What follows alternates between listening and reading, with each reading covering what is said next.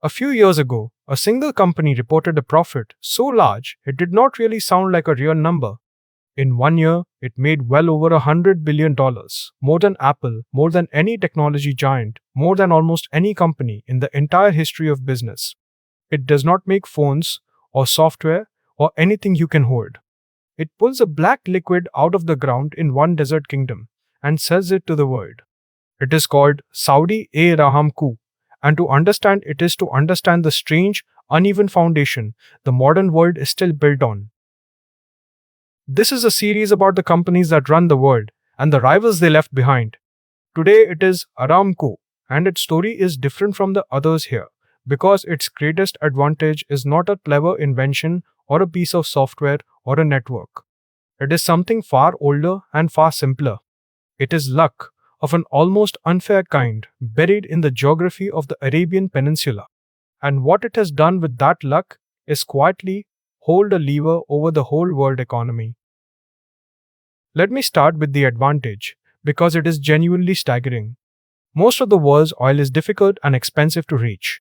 Companies drill deep beneath oceans, or steam it painfully out of sand, or crack it from shale, often spending $40, $50, $60 just to produce a single barrel. Aramco sits on top of some of the largest and most easily reached oil reserves ever found. By many estimates, it can lift a barrel of oil out of the ground for just a few dollars. That gap is the whole story.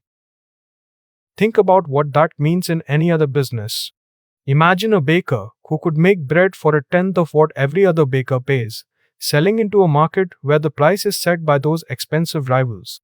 Aramco sells its oil at the world price, the same price as the costly barrels from the deep sea and the shale fields, but its own costs are a tiny fraction of theirs.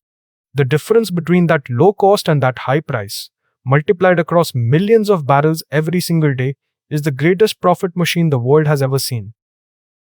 And the scale of the production is hard to hold in your head.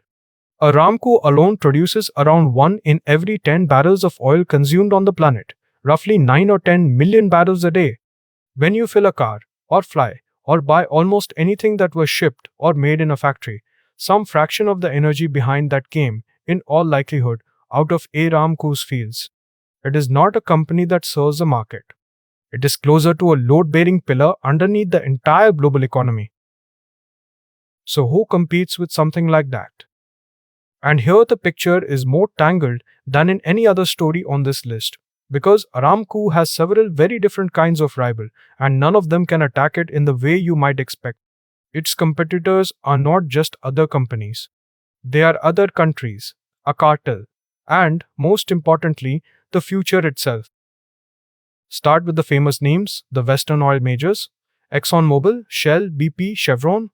For a century, these were the titans of oil, and they remain enormous, powerful, and technically brilliant. But here is the quiet truth. In terms of the sheer scale of reserves and the cost of production, Aramco dwarfs them all. The private giants are formidable operators, but they are drilling in far harder, far more expensive places. They compete on skill. Aramco competes on owning the easiest oil on earth. Then there is the stranger kind of rivalry, the one between oil-producing nations themselves. Many of them coordinate their output through a group known as OPEC and its allies, deciding together to pump more or less in order to steer the global price. So Aramco's fellow producers are simultaneously its competitors and its partners, sometimes rivals fighting for market share, sometimes collaborators agreeing to hold back supply to keep prices high.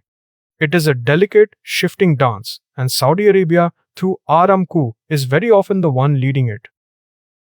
But the real challenger, the one that genuinely threatens this whole magnificent machine, is not a company or a country at all. It is the slow, uneven, but relentless shift away from oil itself. Every electric car sold, every solar panel installed, every wind turbine raised, chips a tiny amount of the world's future demand for the black liquid. The threat to Aramco is not that someone will pump oil more cheaply. Nobody can. The threat is that, one day, the world will simply want less of it. And Aramco, to its credit, knows this better than anyone. Its owner, the Saudi state, is pouring hundreds of billions of dollars into an effort to build a different kind of economy, futuristic cities, tourism, technology, anything that does not depend on selling oil forever. It is one of the great gambles of our age. A kingdom trying to use the enormous wealth of the oil era to buy its way out of dependence on oil before the era ends. Whether it succeeds is one of the most consequential open questions of the century. So, the uncomfortable question this series keeps returning to takes a very physical form here.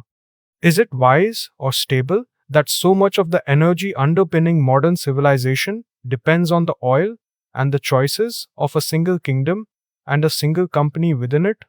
For decades, the price you pay at the pump and the health of whole economies have swayed with decisions made in boardrooms and palaces in one corner of the world. That is a concentration of power, measured not in software or money, but in the raw fuel of everything. Now, to be fair, Aramco did not manufacture its luck, and it has, on the whole, been a fairly reliable supplier to a world that desperately needed the energy. The oil it pumped, for all its downsides, powered a century of extraordinary human progress, lifting billions toward a more comfortable life. If there is discomfort in this story, it is not really about villainy. It is about the deep fragility of building a whole civilization on a resource that is unevenly distributed, finite, and increasingly at odds with the planet's future. And that is the deeper lesson, in one of its oldest forms. Long before software and networks and clever business models, the most basic kind of power was simply this: to sit on top of something the whole world needs and cannot easily get anywhere else. Aramco is the purest surviving example of that ancient advantage, a company whose empire rests not on what it invented, but on what happened hundreds of millions of years ago, to be buried beneath its feet. The modern world is still, quietly, running on that accident of geology,